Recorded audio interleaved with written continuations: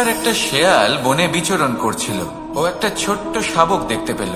ও ভাবলো, আজ একেই আমি খাবার হিসেবে গ্রহণ করব। আশেপাশে দেখলো কেউ দেখছে না, তো কেউ ছিল না। আর সেই শাবকের ওপর আক্রমণ করল, যা হলো একটা ঘোর অপরাধ। বনের নিয়ম অনুসারে আপনি কখনোই শাবকের উপর আক্রমণ করতে পারেন না। তারপর এই খবরটা যখন রাজা সিংহ জানতে পারলেন, সভার আয়োজন করলেন। কিন্তু সেখানে শেয়াল বলল, আমি তো এরকম কিছু করিনি। কিন্তু যদি আপনি এরকম বলেন, কোনো প্রমাণ দিন, এর কোনো সাক্ষী আছে?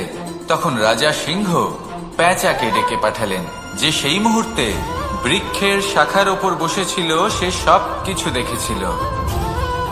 পেঁচা সব সত্যি কথা বলল, আর শেয়ালকে মৃত্যুদণ্ড দেয়া হলো।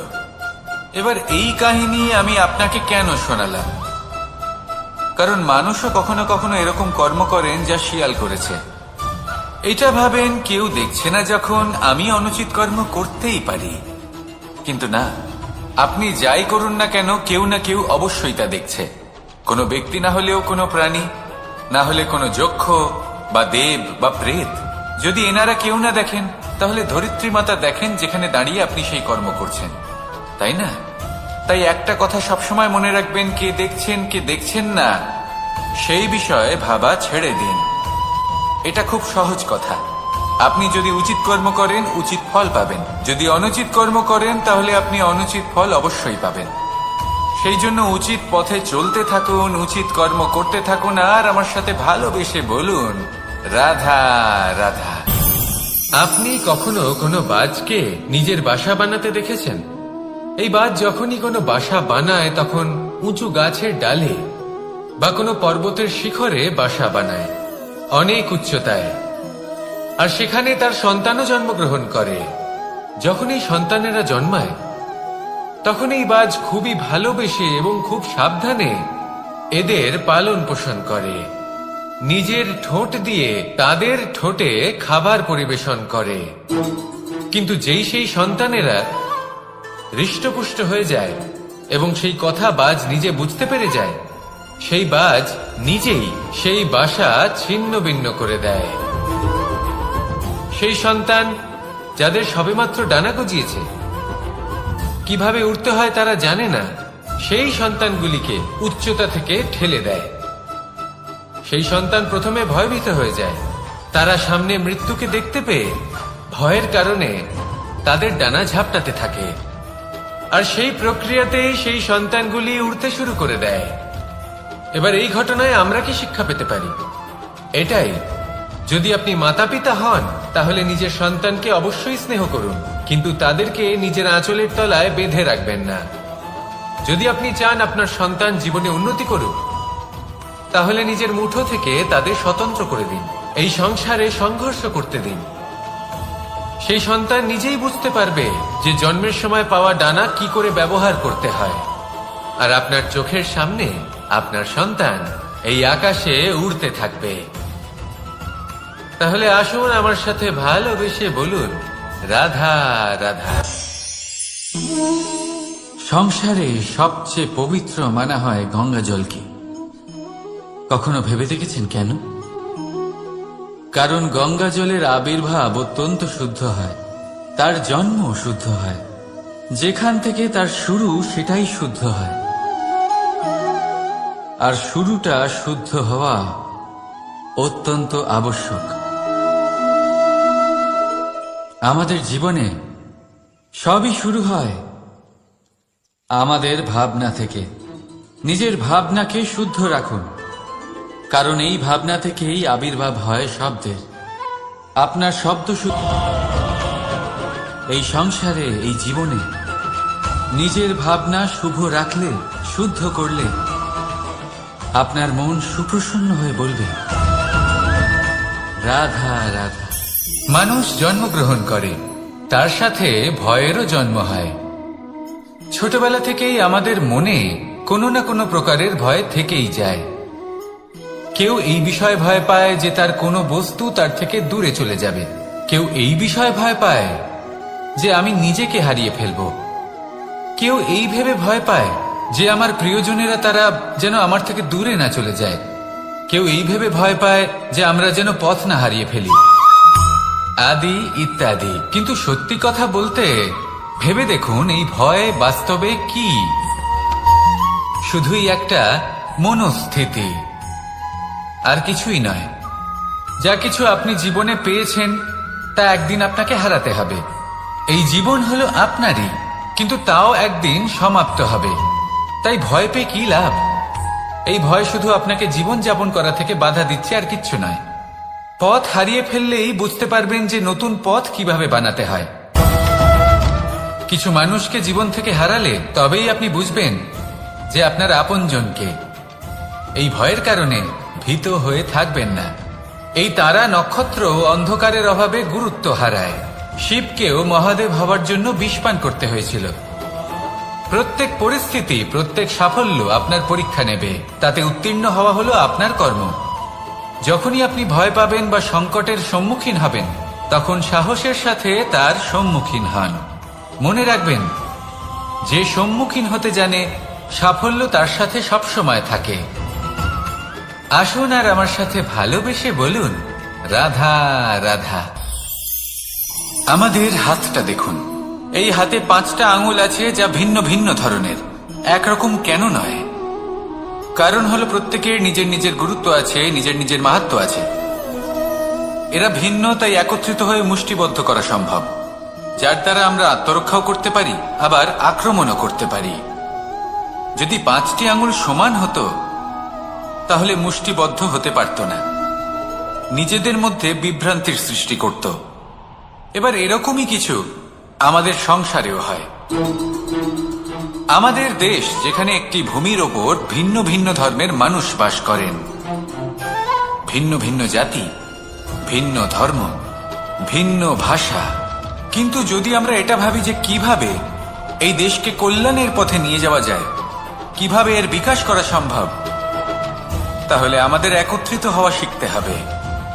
যেইভাবে 5টা আঙুল একত্রিত হয়, মুষ্টিবদ্ধ হয়, সেইভাবেই আপনার যে ভাষাই হোক, যে ধর্মই হোক, যে জাতি হোক না কেন, ঠিক আছে, আবশ্যক হলো আপনার নিজের কর্মভূমির সাথে, আপনার ধরিত্রীর সাথে যুক্ত থাকা, সাথে থাকা। তবেই দেশের উন্নয়ন সম্ভব। তবেই এই দেশ স্বতন্ত্র থাকবে, সফল হবে, আর এই মন প্রসন্ন হয়ে বলবে, রাধা রাধা।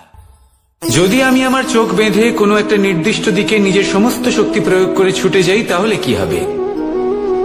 আমি কোথাও ধাক্কা খেতে পারি, নিজের ক্ষতি করতে পারি, কোথাও পড়ে যেতে পারি, তাই না? অর্থাৎ এটা নিশ্চিত এই কাজ আমার করা উচিত নয়। কিন্তু আজকের দিনে প্রত্যেকটা মানুষ এই কাজই করছেন, তাই না?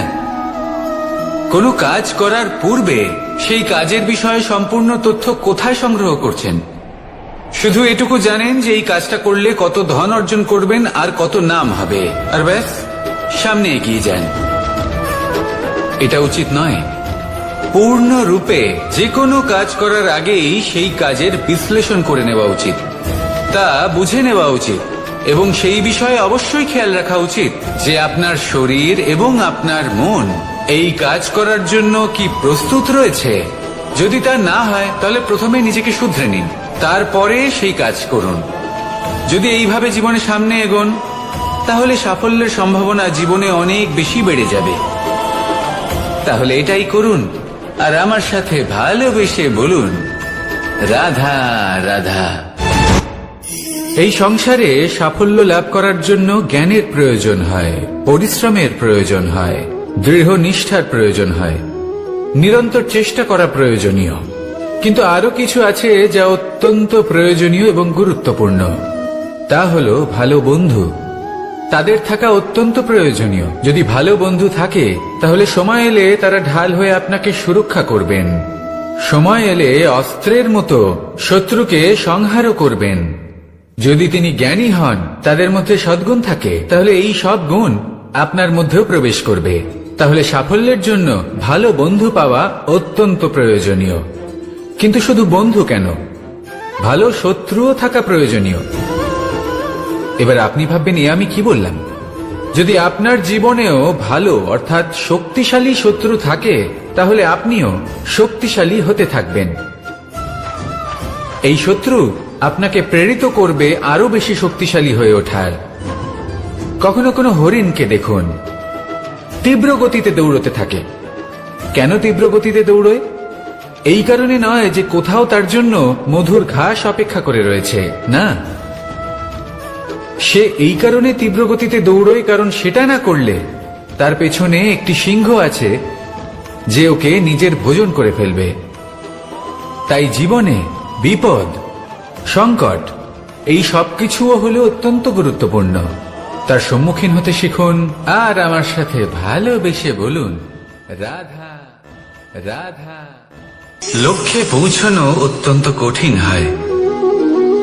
কেউ ভাবেন যে কেন এত কঠিন হয়, কেন এত কষ্ট করতে হয় লক্ষ্যে পৌঁছানোর জন্য।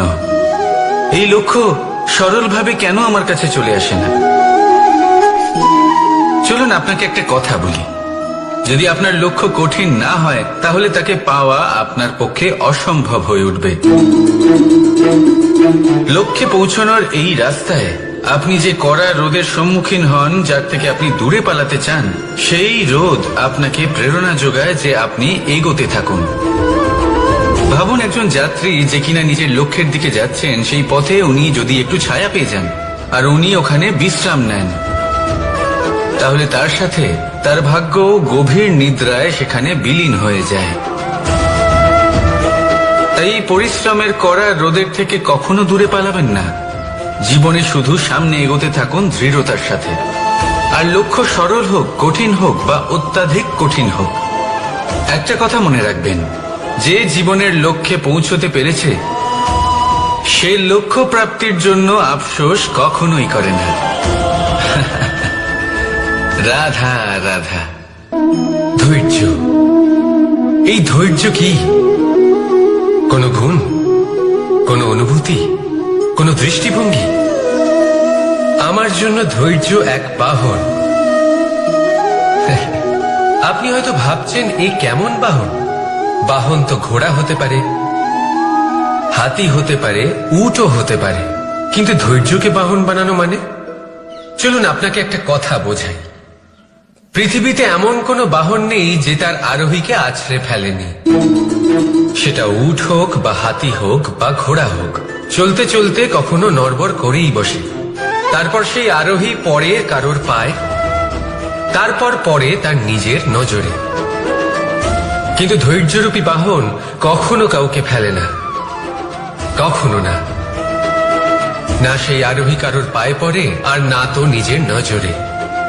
কারণ ধৈর্য আপনাকে বিবেক প্রদান করে, বিবেক আপনাকে পরিকল্পনায় সাহায্য করে, আর পরিকল্পনা প্রদান করে আপনাকে শক্তি আপনার লক্ষ্যের দিকে অগ্রসর হওয়া। বুঝলেন? ধৈর্যকে সঙ্গে রাখুন, নিজেকে আরো ধৈর্যশীল করে তুলুন। এই ধৈর্যের সাহায্যে আরোহণ করে দেখুন কিভাবে এই বাহন আপনাকে আপনার গন্তব্যে পৌঁছে দেবে। রাধা রাধা। সংসারে এমন একটা ভ্রান্ত ধারণা রয়েছে যে সবকিছু ভাগ্যের দ্বারা পাওয়া যায়, কিন্তু ভাগ্য, প্রারব্ধ এ তো সকলের জন্যই সমান হয়। এটা তো ব্যক্তির উপরে নির্ভরশীল হয়, তার আকাঙ্ক্ষার উপরে নির্ভরশীল হয়, বাসনার উপরে নির্ভরশীল হয়, স্বভাবের উপরে নির্ভরশীল হয় যে উনি সেটা নিয়ে কি করেন। দেখুন এই প্রসাদ কিন্তু সকলকেই দেওয়া হয়, কিন্তু তা গ্রহণ করবেন কিভাবে সেটা ব্যক্তির উপরে নির্ভর করে। আপনাকে এক উদাহরণ দিই। যেমন ধরুন দুজন মানুষকে আমি একটা করে মাটির ডেলা দিলাম, সেটা নিয়ে তারা কি করবেন? একজন মানুষ তার ছোট ছোট ডেলা বানাবেন আর পথযাত্রীদের ওপরে ছুঁড়ে মারবেন, হাসি ঠাট্টা করবেন, তাদের বস্ত্র নোংরা করে দেবেন, সেটাতেই উনি আনন্দ পাবেন। অন্যদিকে দ্বিতীয় ব্যক্তি সেই মাটির ডেলা দিয়েই নিজের জন্য একটা কুঁড়ে ঘর বানাবেন। সেই কুঁড়ে ঘর যা রোদেতে, বৃষ্টিতে, ঝড়ে তাকে সুরক্ষিত রাখবে। অনুভূতি, এই অনুভূতি বদলাতে শিখুন। এই অনুভূতি অত্যন্ত গুরুত্বপূর্ণ। ভালোবাসাতেও এই অনুভূতি হলো অত্যন্ত গুরুত্বপূর্ণ। ভালোবাসা সে বন্ধুর সাথে হোক, মা বাবার সাথে হোক, ভাই বোনের সাথে হোক, স্ত্রীর সাথে হোক, যে কারোর সাথে হোক। মনে রাখবেন, এই হলো সেই অনুভূতি যা আপনার ভাগ্য নির্ধারণ করে থাকে। তাহলে আসুন আমার সাথে প্রেমের অনুভূতি নিয়ে বলুন, রাধা রাধা। লক্ষ্য, পথ আর সাফল্য, এই তিনটেই একে অপরের সাথে জড়িত, কিন্তু অনেকবার মানুষ এদের ঠিকভাবে বুঝতে পারেন না। তারা ভাবেন যে যেরকম লক্ষ্য হবে সেরকমই পথ হবে, সেই মতোই লক্ষ্য কঠিন হলে পথ কঠিন হবে, লক্ষ্য সরল হলে পথও সরল হবে। যদি আপনাকে আসল সত্যের সাথে অবগত করাই, তাহলে দেখবেন সবকিছুই এর উল্টো। লক্ষ্য নিজের পথ বানায় না, পথ সেটাই যেটা আপনি স্বয়ং নির্বাচন করে আপনি নিজে বানান। সেই অনুসারেই আপনি আপনার লক্ষ্যে পৌঁছতে পারবেন। সেই জন্য জীবনে যখনই লক্ষ্যে পৌঁছানোর পথের বিষয়ে আপনি কোনো সিদ্ধান্ত নেবেন, তাহলে তা ভেবে চিন্তে নেবেন, কারণ এই পথ অত্যন্ত গুরুত্বপূর্ণ। পথ যদি শুভ হয়, তাহলে লক্ষ্য আপনা থেকেই শুভ হয়ে যায়। তাহলে আসুন আমার সাথে ভালোবেসে বলুন, রাধা রাধা। ভাগ্য আর কর্ম, এই দুই এমন শব্দ যাকে ঘিরে সমগ্র সংসার। কেউ বলে আমার ভাগ্যে এটা ছিল না, যা পেলে আমার জীবন অন্যরকম হতো। কেউ বলে আমার গত জন্মের কর্ম নিশ্চয়ই এমন ছিল, যে কারণে এই জন্মে এরকম ভাগ্য পেয়েছি আমি। এসব বাদ দিন আর একবার শান্ত চিত্তে ভাবুন। আপনি বুঝতে পারবেন যে ভাগ্য আর কর্ম এই দুই এই জন্মের। তফাৎ শুধুমাত্র এটাই যে যদি ভাগ্যের কথা বলা রাধা রাধা নাম, কত সাধারণ একটা বিষয়। প্রত্যেক মানুষ যে জন্ম নেয় তাকে একটা নাম দেওয়া হয়, যা সে পেয়ে থাকে তার মাতা পিতার দ্বারা, না হলে তার গুরুর দ্বারা, বা কোনো আত্মীয়ের দ্বারা, বা কোনো কাছের মানুষের দ্বারা। এই নামের সাথে সে আস্তে আস্তে বেড়ে ওঠে। কিন্তু এটাই কি সেই নাম? এই নামই কি সবকিছু? কখনোই নয়। একটা নাম সেটা যা আপনি জন্মের সময় লাভ করেন, যে নামে আপনি কর্মের পথে অগ্রসর হন। আরো একটা নাম সেটা যা আপনি আপনার কর্মের দ্বারা অর্জন করেন, আর এই নামেই আপনাকে সবাই যুগ যুগ ধরে মনে রাখে। আপনার আসল নাম সেটা নয় যা আপনাকে জন্মের সময় দেওয়া হয়েছিল। আপনার আসল নাম সেটা যেটা আপনি আপনার কর্ম দ্বারা লাভ করেছেন, কারণ সেই লাভের পেছনে প্রচুর প্রয়াস লুকিয়ে থাকে, অনেক পরিশ্রম লুকিয়ে থাকে। কিন্তু যদি আপনি চান যে মানুষ আপনার নাম মনে রাখে, তাহলে আপনাকে কর্মের পথে অগ্রসর হতেই হবে, শুভ কর্ম করতে হবে, অনর্গল চেষ্টা করে যেতে হবে, মহান কাজ করতে হবে। আর বিশ্বাস করুন, আপনি একটা মহান নামের ফল অবশ্যই লাভ করবেন। রাধা রাধা। আমি এখানে একা এই বনে বসে আছি, বাঁশি বাজাচ্ছি। কার জন্য? কে আছেন এখানে? কেউ নেই। আমার প্রজা, আমার রাজ্য, আমার পরিবার আমার থেকে অনেক দূরে আছেন। আমি এখানে একা এই বনে বসে এই আকাশের এই রঙের, গাছের এই সব ফলের, মাটির সুবাসের আনন্দ উপভোগ করছি। কেন? আমি হলাম দ্বারকাধীশ। এমন কি রাজকীয় বা ভৌতিক সুখ রয়েছে যে আমি ওখানে পেতে পারি না? সবকিছুই পেতে পারি, তাও এখানে বনে একা বসে আছি। কোন সুখ খুঁজে চলেছি? একা থাকার সুখ। আমরা প্রত্যেকদিন অনেক মানুষের সাথে, চিন্তাধারার সাথে, কর্মের সাথে, পরিস্থিতির সাথে, সুখ দুঃখের দ্বারা বেষ্টিত থাকি। জীবনের এই চক্রে আমরা জড়িয়ে পড়তে থাকি। যতই আমরা এই সমস্যার সমাধান করি, আমরা ততই এতে জড়িয়ে পড়ি। আমরা এতটাই জড়িয়ে পড়ি যে যখন আমরা আয়নায় নিজেদের দেখি, তখন আমরা নিজেদের চিনতেই পারি না। এমন মনে হয় যেন আমরা নিজেদের হারিয়ে ফেলেছি। সেই জন্য প্রত্যেক দিন আপনি কিছু সময় নিজের সাথে কাটান একান্তে। এটা অত্যন্ত আবশ্যক। নিজের অস্তিত্বের গভীরে গিয়ে দেখতে শিখুন। নিজেকে বুঝুন, অদ্ভুত শান্তির অনুভূতি হবে। যেমন এই বায়ু, এই বৃক্ষ, এই পুষ্প, এই নিসর্গ, এদের মতো আপনিও কখনো একলা হতে শিখুন। কখনো নিসর্গের একটা অংশ হয়ে দেখুন। এই মন প্রসন্ন হয়ে বলবে, রাধা। একবার একটা শেয়াল বনে বিচরণ করছিল। ও একটা ছোট্ট শাবক দেখতে পেল। ও ভাবলো, আজ একেই আমি খাবার হিসেবে গ্রহণ করব। আশেপাশে দেখলো কেউ দেখছে না তো, কেউ ছিল না। আর সেই শাবকের ওপর আক্রমণ করল, যা হলো একটা ঘোর অপরাধ। বনের নিয়ম অনুসারে আপনি কখনোই শাবকের উপর আক্রমণ করতে পারেন না। তারপর এই খবরটা যখন রাজা সিংহ জানতে পারলেন, সভার আয়োজন করলেন। কিন্তু সেখানে শেয়াল বলল, আমি তো এরকম কিছু করিনি। কিন্তু যদি আপনি এরকম বলেন, কোনো প্রমাণ দিন, এর কোনো সাক্ষী আছে? তখন রাজা সিংহ পেঁচাকে ডেকে পাঠালেন, যে সেই মুহূর্তে বৃক্ষের শাখার ওপর বসেছিল। সে সব কিছু দেখেছিল। পেঁচা সব সত্যি কথা বলল, আর শেয়ালকে মৃত্যুদণ্ড দেয়া হলো। এবার এই কাহিনী আমি আপনাকে কেন শোনালাম? কারণ মানুষও কখনো কখনো এরকম কর্ম করেন যা শিয়াল করেছে। এটা ভাবেন কেউ দেখছে না, যখন আমি অনুচিত কর্ম করতেই পারি। কিন্তু না, আপনি যাই করুন না কেন, কেউ না কেউ অবশ্যই তা দেখছে। কোনো ব্যক্তি না হলেও কোনো প্রাণী, না হলে কোনো যক্ষ বা দেব বা প্রেত। যদি এনারা কেউ না দেখেন, তাহলে ধরিত্রী মাতা দেখেন, যেখানে দাঁড়িয়ে আপনি সেই কর্ম করছেন, তাই না? তাই একটা কথা সবসময় মনে রাখবেন, কে দেখছেন কে দেখছেন না সেই বিষয়ে ভাবা ছেড়ে দিন। এটা খুব সহজ কথা। আপনি যদি উচিত কর্ম করেন, উচিত ফল পাবেন। যদি অনুচিত কর্ম করেন, তাহলে আপনি অনুচিত ফল অবশ্যই পাবেন। সেই জন্য উচিত পথে চলতে থাকুন, উচিত কর্ম করতে থাকুন, আর আমার সাথে ভালোবেসে বলুন, রাধা রাধা। বাহ, পুষ্পের সুবাস আমার খুব ভালো লাগে। অত্যন্ত সুন্দর হয় এই পুষ্প। এইভাবে চারিদিকে পুষ্প দেখে মন আনন্দিত হয়ে ওঠে। এবার আপনারা ভেবে দেখুন, আমার চারিদিকে পুষ্প নয়, আগুন আছে। তাহলে কি হবে? আমার শরীর কি জ্বলে যাবে না? অবশ্যই জ্বলবে। শরীরকে কি আগুনের তাপ সহ্য করতে হবে না? অবশ্যই সহ্য করতে হবে। এটাই হলো প্রকৃতির নিয়ম।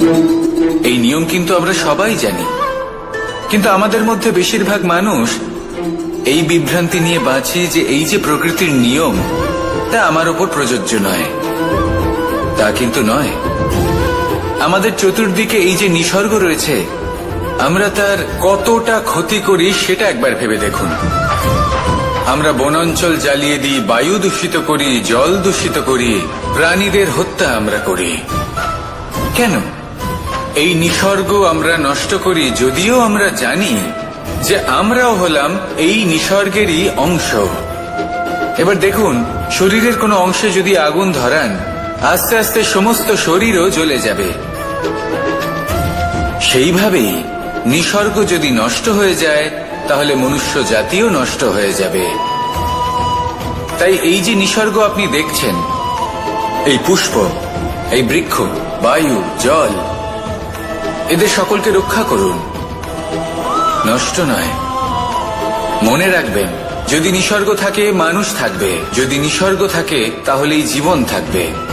আসুন আমার সাথে ভালোবেসে বলুন, রাধা রাধা। কারই না পছন্দ বলুন তো? অত্যন্ত সুস্বাদু হয় এই মধু, মিষ্টি খেতে হয় এবং তা শক্তিও প্রদান করে। এবং প্রত্যেকটি মিষ্টি পদার্থের মতোই এতেও খুব তাড়াতাড়ি পিঁপড়ে ধরে যায়। অন্যদিকে যদি নুনকে দেখি, তাহলে বছরের পর বছর রাখলেও এতে পিঁপড়ে ধরে না। এবার যদি কথা বলি বন্ধুত্বের, তাহলে বন্ধুত্ব নুনের মতো হওয়া উচিত, মধুর মতো নয়। যারা সামনে এলে শুধুমাত্র মধুর মধুর কথা বলবে, পরে এতে পিঁপড়ে ধরে যাবে, এটা নুনের মতো হওয়া উচিত। প্রকৃত বন্ধু হলো সে, যে সময় এলে পরে আপনার সামনে আপনার প্রকৃত সত্য তুলে ধরবে, তা সে যতই কঠিন হোক না কেন। আপনার দোষ, আপনার অপগুণ, আপনার খামতি আপনাকে বলতে পারবে, যাতে আপনি সেগুলো শুনে মেনে নিয়ে তারপর নিজেকে শুধরোতে পারেন। এটাই হলো প্রকৃত বন্ধুত্ব। কখনো নিজের জীবনের আশেপাশে মন দিয়ে দেখবেন, অনেক সময় এমন মানুষ থাকেন, অনেক বন্ধু থাকেন যাদের দেখে আমাদের মনে হয় যে এনারা খুব কঠোর, এনাদের কথা খুব কটু। কিন্তু বেশিরভাগ এমন মানুষের মনটা যদি বুঝতে পারেন তাহলে দেখবেন তাতে কোনো মালিন্য নেই, এনাদের মন অত্যন্ত পবিত্র হয়। যদি আপনার জীবনেও এমন কোনো ব্যক্তি থেকে থাকে, এমন বন্ধু থাকে, তাহলে তাদের আগলে রাখুন আর আমার সাথে ভালোবেসে বলুন, রাধা রাধা। যতক্ষণ আমরা এই সংসারে জীবিত ততক্ষণ আমাদের সাথে সবকিছু থাকে, আমাদের ধন, সুখ স্বাচ্ছন্দ্য, আমাদের মিত্রগণ, আমাদের পরিবার, এই সমাজ, এই সবকিছু আমাদের সাথে থাকে। যেদিন আমরা এই সংসারকে ত্যাগ করব, এদের মধ্যে কেউ আমাদের সাথে যাবে না, না ধন, না স্বাচ্ছন্দ্য, না সম্পত্তি। এই সকল মানুষ, এই সমাজ, এরা শুধুমাত্রই শ্মশান পর্যন্ত আমাদের সাথে থাকতে পারবেন। তারপরে যদি আমাদের সাথে কিছু যেতে পারে তাহলে তা শুধুই আমাদের ধর্ম। আর এই সংসারে আমরা নিজেদের যে সুনাম রেখে যাই সেটা সম্ভব শুধুমাত্র কর্মের দ্বারা। সেই জন্য সংসারে যতদিন পর্যন্ত জীবিত আছেন, যদি কিছু অর্জন করতে চান তাহলে ধর্ম অর্জন করুন, ধর্মের বিষয়ে স্পষ্টতা অর্জন করুন এবং কর্ম অর্জন করুন। এটাই হবে আপনার অতীত এবং এটাই হবে আপনার ভবিষ্যৎ, এবং এটাই সকলকে প্রেরণা প্রদান করবে। আসুন আমার সাথে ভালোবেসে বলুন, রাধা রাধা। কোনো যাত্রায় যাব বলে মনে করি তখনই আমরা প্রস্তুত থাকি আসন্ন বিপদের জন্য বা সংকটের জন্য। যেমন যদি আমাদের মনে হয় যে আজকের পরিবেশ খুব ঠান্ডা হবে, তাহলে আমরা গরম বস্ত্র ধারণ করি বা সেটাকে সাথে নিয়ে যাই। যদি মনে হয় যে বৃষ্টি হতে পারে বা বৃষ্টি হয়ে চলেছে, আমরা দেখছি, তাহলে আমরা একটা ছাতা সাথে নিয়ে নিই। আমরা প্রস্তুত থাকতে চাই এবং এটাই উচিত, এবং সেই কারণেই আমরা যাত্রায় সাফল্য লাভ করি। কিন্তু যদি আমরা কথা বলি জীবনযাত্রা নিয়ে, যা কিনা সব থেকে বেশি গুরুত্বপূর্ণ, তাহলে তার জন্য আমরা পূর্ণরূপে প্রস্তুত থাকি না। আশেপাশের মানুষ, এই সমাজ, আমাদের সাথী, আমাদের মিত্ররা যে কোনো মুহূর্তে বদলে যেতে পারেন। সেই জন্য আমরা নিজেদেরকে কখনো সাবধান করি না, কখনোই নিজেদের প্রস্তুত করি না। আমাদের এটা কখনোই মনে হয় না যে এরকম হতে পারে, আর সেই কারণেই শেষে গিয়ে আমরা অত্যন্ত দুঃখ পাই। একটা অমূল্য শিক্ষা আছে যেটা আমাদের লাভ করা উচিত, সতর্ক থাকা উচিত। এই জীবনযাত্রার জন্য শুধুমাত্র এই পরিবেশের বিষয়ে তথ্য সংগ্রহ করা বা তাকে অনুমান করা, এটুকু হলেই চলবে না।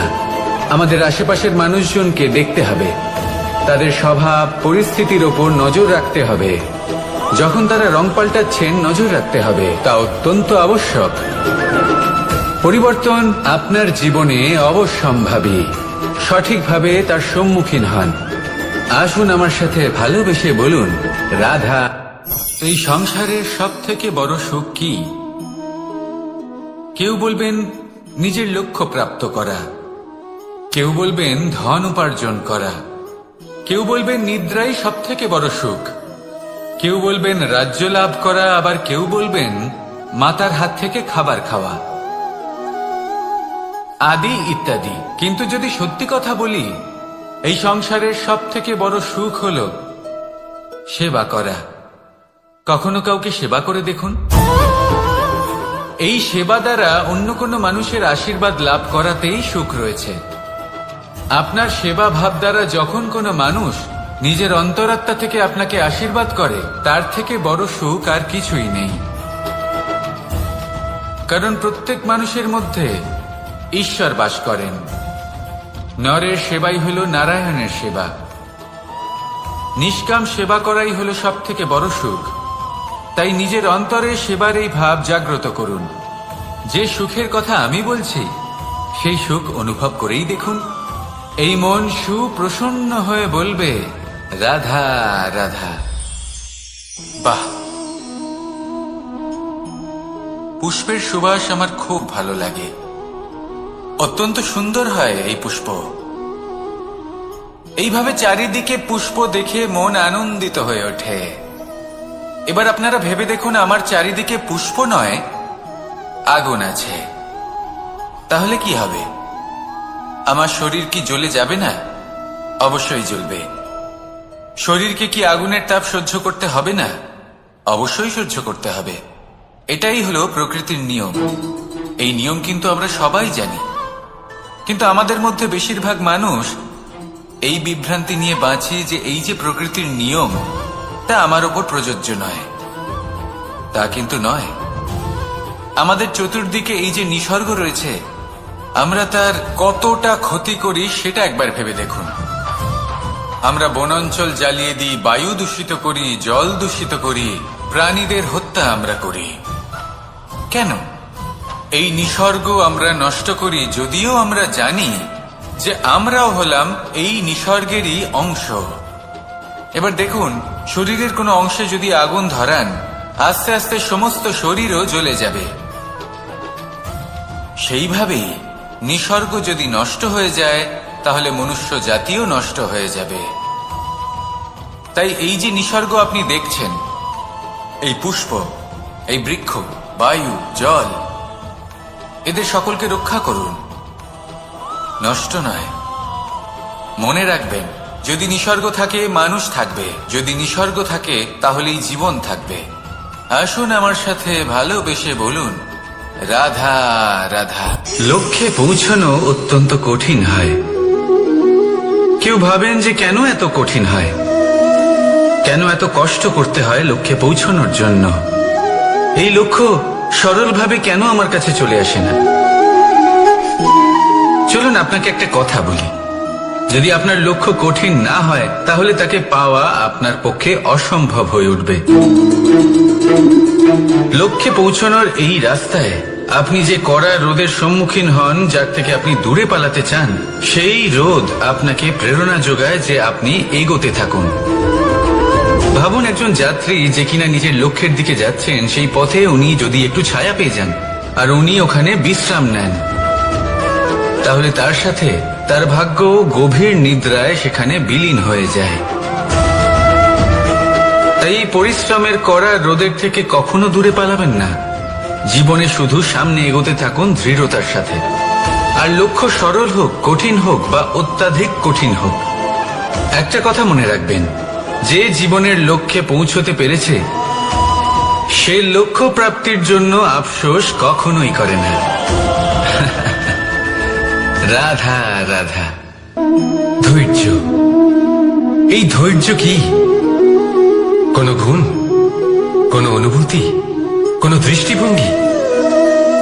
আমার জন্য ধৈর্য এক বাহন। আপনি হয়তো ভাবছেন, এই কেমন বাহন? বাহন তো ঘোড়া হতে পারে, হাতি হতে পারে, উটও হতে পারে, কিন্তু ধৈর্যকে বাহন বানানো মানে? চলুন আপনাকে একটা কথা বোঝাই। পৃথিবীতে এমন কোনো বাহন নেই যে তার আরোহীকে আছড়ে ফেলেনি। সেটা উট হোক বা হাতি হোক বা ঘোড়া হোক, চলতে চলতে কখনো নড়বড় করেই বসে। তারপর সেই আরোহী পড়ে কারোর পায়, তারপর পড়ে তার নিজের নজরে। কিন্তু ধৈর্যরূপী বাহন কখনো কাউকে ফেলে না, কখনো না। না সেই আরোহী কারোর পায়ে পড়ে, আর না তো নিজের নজরে। কারণ ধৈর্য আপনাকে বিবেক প্রদান করে, বিবেক আপনাকে পরিকল্পনায় সাহায্য করে, আর পরিকল্পনা প্রদান করে আপনাকে শক্তি, আপনার লক্ষ্যের দিকে অগ্রসর হওয়া। বুঝলেন? ধৈর্যকে সঙ্গে রাখুন, নিজেকে আরো ধৈর্যশীল করে তুলুন। এই ধৈর্যের সাহায্যে আরোহণ করে দেখুন কিভাবে এই বাহন আপনাকে আপনার গন্তব্যে পৌঁছে দেবে। রাধা রাধা। সংসারে এমন একটা ভ্রান্ত ধারণা রয়েছে যে সবকিছু ভাগ্যের দ্বারা পাওয়া যায়, কিন্তু ভাগ্য, প্রারব্ধ, এ তো সকলের জন্যই সমান হয়। এটা তো ব্যক্তির উপরে নির্ভরশীল হয়, তার আকাঙ্ক্ষার উপরে নির্ভরশীল হয়, বাসনার উপরে নির্ভরশীল হয়, স্বভাবের উপরে নির্ভরশীল হয় যে উনি সেটা নিয়ে কি করেন। দেখুন, এই প্রসাদ কিন্তু সকলকেই দেওয়া হয়, কিন্তু তা গ্রহণ করবেন কিভাবে সেটা ব্যক্তির উপরে নির্ভর করে। আপনাকে এক উদাহরণ দিই। যেমন ধরুন, দুজন মানুষকে আমি একটা করে মাটির ডেলা দিলাম, সেটা নিয়ে তারা কি করবেন? একজন মানুষ তার ছোট ছোট ডেলা বানাবেন আর পথযাত্রীদের ওপরে ছুঁড়ে মারবেন। হাসি ঠাট্টা করবেন, তাদের বস্ত্র নোংরা করে দেবেন, সেটাতেই উনি আনন্দ পাবেন। অন্যদিকে দ্বিতীয় ব্যক্তি সেই মাটির ডেলা দিয়েই নিজের জন্য একটা কুঁড়ে ঘর বানাবেন। সেই কুঁড়ে ঘর যা রোদেতে, বৃষ্টিতে, ঝড়ে তাকে সুরক্ষিত রাখবে। অনুভূতি, এই অনুভূতি বদলাতে শিখুন। এই অনুভূতি অত্যন্ত গুরুত্বপূর্ণ। ভালোবাসাতেও এই অনুভূতি হলো অত্যন্ত গুরুত্বপূর্ণ। ভালোবাসা সে বন্ধুর সাথে হোক, মা বাবার সাথে হোক, ভাই বোনের সাথে হোক, স্ত্রীর সাথে হোক, যে কারোর সাথে হোক, মনে রাখবেন এই হলো সেই অনুভূতি যা আপনার ভাগ্য নির্ধারণ করে থাকে। তাহলে আসুন আমার সাথে প্রেমের অনুভূতি নিয়ে বলুন, রাধা রাধা। লক্ষ্য, পথ আর সাফল্য, এই তিনটেই একে অপরের সাথে জড়িত, কিন্তু অনেকবার মানুষ এদের ঠিকভাবে বুঝতে পারেন না। তারা ভাবেন যে যেরকম লক্ষ্য হবে সেরকমই পথ হবে, সেই মতোই লক্ষ্য কঠিন হলে পথ কঠিন হবে, লক্ষ্য সরল হলে পথও সরল হবে। যদি আপনাকে আসল সত্যের সাথে অবগত করাই, তাহলে দেখবেন সবকিছুই এর উল্টো। লক্ষ্য নিজের পথ বানায় না, পথ সেটাই যেটা আপনি স্বয়ং নির্বাচন করে আপনি নিজে বানান। সেই অনুসারেই আপনি আপনার লক্ষ্যে পৌঁছতে পারবেন। সেই জন্য জীবনে যখনই লক্ষ্যে পৌঁছানোর পথের বিষয়ে আপনি কোনো সিদ্ধান্ত নেবেন, তাহলে তা ভেবে চিন্তে নেবেন, কারণ এই পথ অত্যন্ত গুরুত্বপূর্ণ। পথ যদি শুভ হয়, তাহলে লক্ষ্য আপনা থেকেই শুভ হয়ে যায়। তাহলে আসুন আমার সাথে ভালোবেসে বলুন, রাধা রাধা। ভাগ্য আর কর্ম, এই দুই এমন শব্দ যাকে ঘিরে সমগ্র সংসার।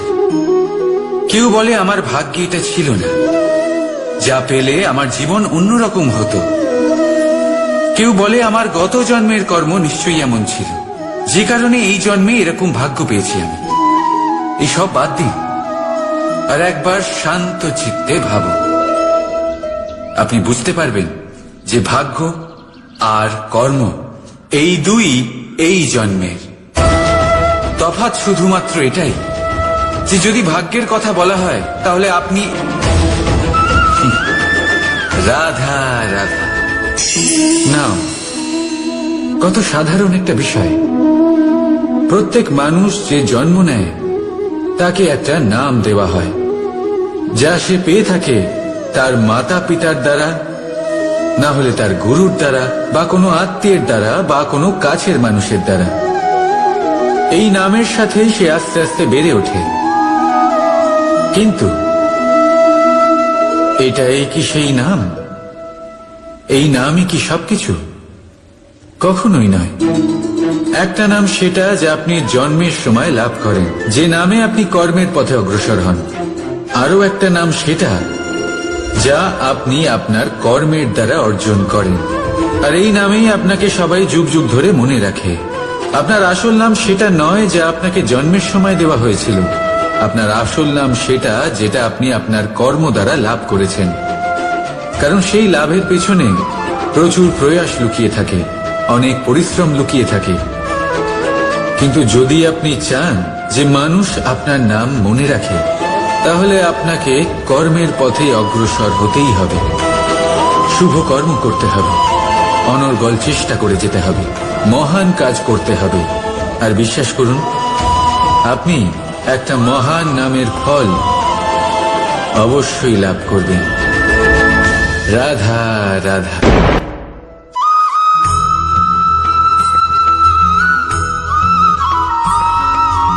মধু কারই না পছন্দ বলুন তো? অত্যন্ত সুস্বাদু হয় এই মধু, মিষ্টি খেতে হয় এবং তা শক্তিও প্রদান করে, এবং প্রত্যেকটি মিষ্টি পদার্থের মতোই এতেও খুব তাড়াতাড়ি পিঁপড়ে ধরে যায়। অন্যদিকে যদি নুনকে দেখি, তাহলে বছরের পর বছর রাখলেও এতে পিঁপড়ে ধরে না।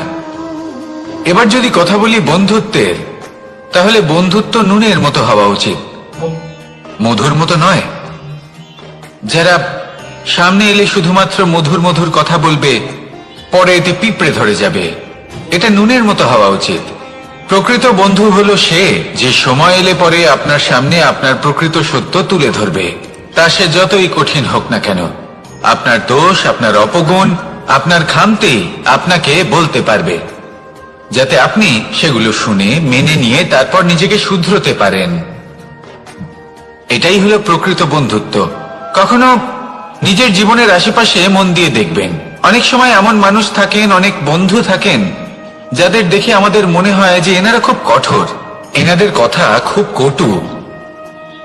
কিন্তু বেশিরভাগ এমন মানুষের মনটা যদি বুঝতে পারেন তাহলে দেখবেন তাতে কোনো মালিন্য নেই, এনাদের মন অত্যন্ত পবিত্র হয়।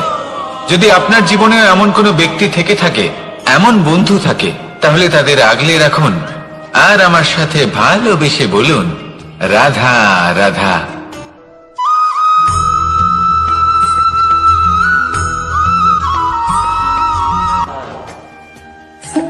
কেমন আছেন আপনারা? জিজ্ঞেস করলাম এই কারণে, কারণ আজকের দিনে দাঁড়িয়ে আশেপাশে যাকেই দেখছি সে দুঃখী আর ব্যাকুল। সে ভাবে সংসারে সব থেকে বেশি দুঃখ শুধু তার জীবনেই আছে, সব থেকে বেশি সমস্যা তার জীবনেই আছে। সংসারে এমন কেউ নেই যার জীবনে কোনো সমস্যা নেই, আর সংসারে এমন কোনো সমস্যা নেই যেটার সমাধান মানুষের কাছে নেই। কিন্তু সেই সমাধান